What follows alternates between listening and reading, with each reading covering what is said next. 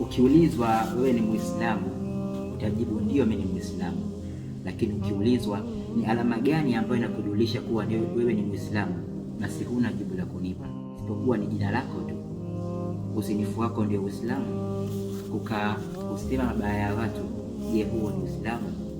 Au Uislamu unakufundisha kukaa mbali na Mola wako, Qur'ani unaachana nayo, swala huswali, huo ni Uislamu? Hapana. Uislamu hautoshelezeki na kusema tu mimi ni Muislamu, ila Uislamu ni kuwa karibu na Mola wako. Haipiti siku kama hujashika Qur'ani, swala zako unazichunga kwa wakati wake, unawapenda ndugu zako, unakuwa wewe ni wa kwanza katika kukimbilia kufanya jambo la kheri, halafu huwataji watu au huongelei watu isipokuwa ni kwa mazuri tu, mabaya yao unayapuuzia na wala huyataji. Huo ndio Uislamu. Salamu alaykum.